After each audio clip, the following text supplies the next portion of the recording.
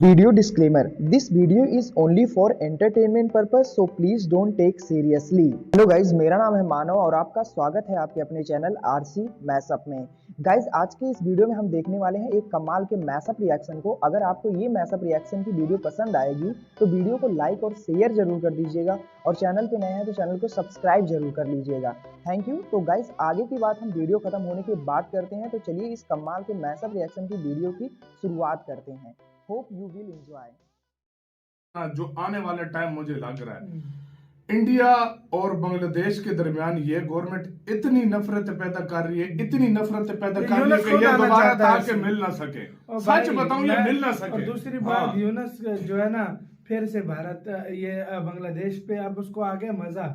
अब वो उठना नहीं चाहता, किसी तरीके से वो चाहता है टक टुक लग जाए भारत के साथ, कोई लड़ाई शड़ाई हल्की सी लग जाए ताकि मैं लंबे समय तक। इसकी प्लानिंग ही अलग है, तुम समझ नहीं रहे हो। ये उस टाइम तक इंडिया के लोगों के, बांग्लादेश के लोगों में जो जिनके दिल में अच्छा खासा मतलब वो प्यार करते हैं इंडिया से ना, तो वो इतनी नफरत उनके जहन में भी पैदा कर रहा है कि वो कल को जो है ना वो इंडिया से शदीद नफरत करे। इसको प्लांट ये सेम सिस्टम कर रहा है। इसको प्लांट ही तब किया गया ताकि पश्चिम बंगाल के मालदा के पास फेंसिंग का काम कर रही थी। अब इसे ही बॉर्डर गार्ड बांग्लादेश के द्वारा विरोध करने पर रोक दिया गया है। इसके लिए सीमा के पास रह रहे लोगों ने भी एक अहम भूमिका निभाई। इसके अलावा बांग्लादेश के गृह मंत्री ने यह आरोप लगाया कि भारत के साथ सीमा समझौते को भी खत्म कर लिया जाएगा, क्योंकि भारत को इक्वल अपॉर्चुनिटी मिली है और भारत ने बांग्लादेश की जमीन को भी हड़प लिया है। हालांकि सच्चाई की बात करें तो बॉर्डर सिक्योरिटी फोर्स ने फेंसिंग का काम इसलिए रोका क्योंकि दोनों देशों के बीच तनाव बढ़ रहा था। बीएसएफ ने कहा कि टेंशन और ना बढ़ जाए और सीमा के पास रह रहे लोगों को परेशानी ना हो, इसीलिए काम को रोका जा रहा है। लेकिन गृह मंत्री ने कहा कि फोर्सफुली काम रुकवाया गया है। बांग्लादेशी गृह मंत्री ने जिस एग्रीमेंट का जिक्र किया उसकी बात करें तो 1974 में दोनों देशों के बीच एग्रीमेंट हुआ था, जहां बेरूबारी के बदले भारत के 3 बीघा जमीन बांग्लादेश को देनी थी। भारत ने इस जमीन को दे भी दिया है, लेकिन बांग्लादेश सरकार कह रही है जमीन नहीं दी गई। इसी एमओयू को कैंसिल करने की बात कही गई। इसके अलावा दोनों देशों के बीच एक एग्रीमेंट था जिसमें जीरो लाइन के 150 यार्ड्स पर कोई भी डेवलपमेंट नहीं की जाएगी।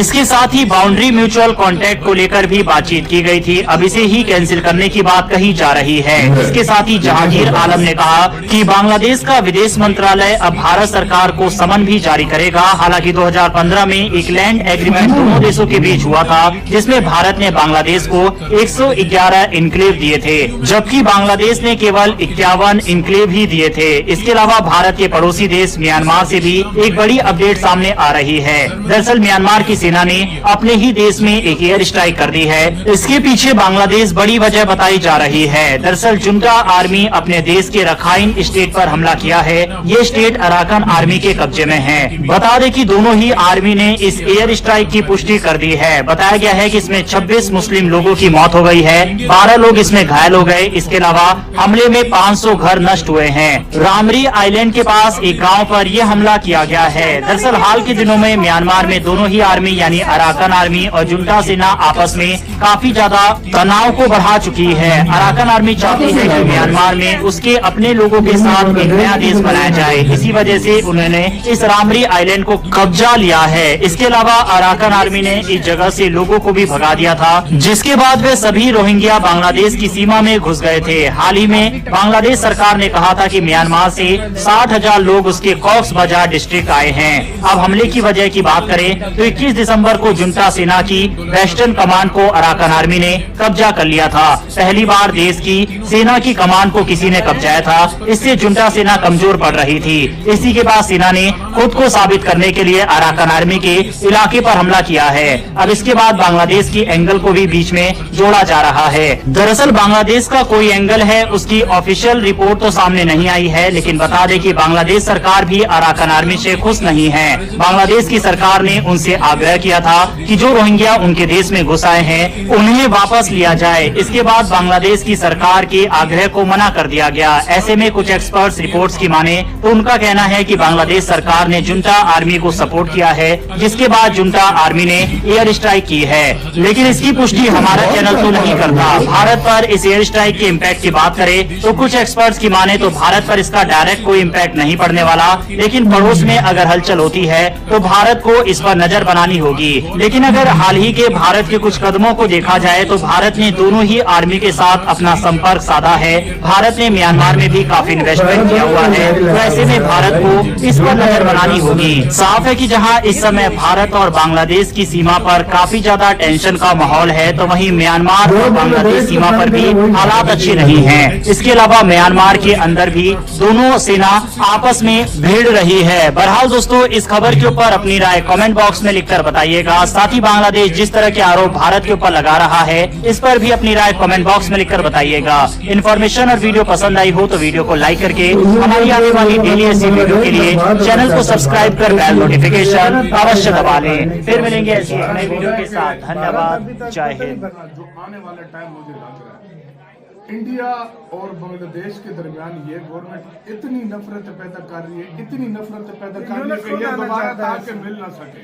सच बताऊं, ये मिल ना सके। दूसरी बात यूनस जो है ना, फिर से भारत ये बांग्लादेश पे अब उसको आगे मजा अब उठा नहीं चाहता, किसी तरीके से चाहता है टक टुक लग जाए, भारत से कोई लड़ाई शड़ाई हल्की सी लग जाए ताकि मैं लंबे समय तक। इसकी प्लानिंग ही अलग है, तुम समझ नहीं रहे हो।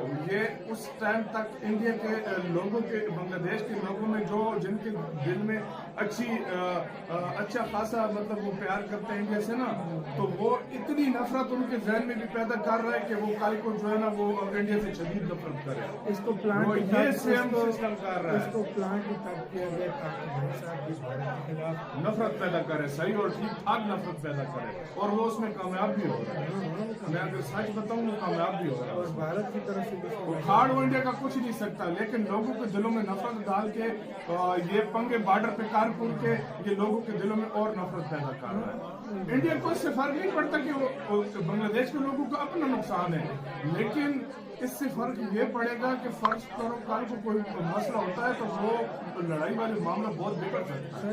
सही बता रहा हूँ मैं।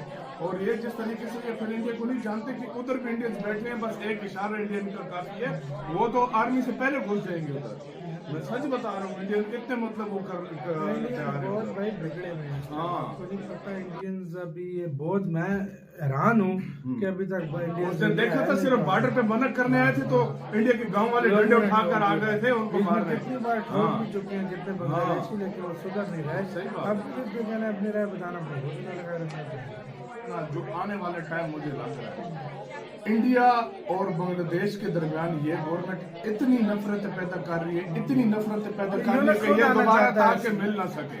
सच बताऊं, ये मिल ना सके। दूसरी बात यूनस जो है ना, फिर से भारत ये बांग्लादेश पे अब उसको आगे मजा अब उठा नहीं चाहता, किसी तरीके से चाहता है टक टुक लग जाए, भारत से कोई लड़ाई शड़ाई हल्की सी लग जाए ताकि मैं लंबे समय तक। इसकी प्लानिंग ही अलग है, तुम समझ नहीं रहे हो। ये उस टाइम तक इंडिया के लोगों के, बांग्लादेश के लोगों में जो जिनके दिल में अच्छा खासा। गाइज, आपको यह मैसअप रिएक्शन का वीडियो कैसा लगा? अपने थॉट को नीचे वीडियो के कमेंट में जरूर बताइएगा। वीडियो पसंद आई हो तो वीडियो को लाइक जरूर कर दीजिएगा। चैनल पे नए हैं तो चैनल को सब्सक्राइब जरूर कर लीजिएगा। तो थैंक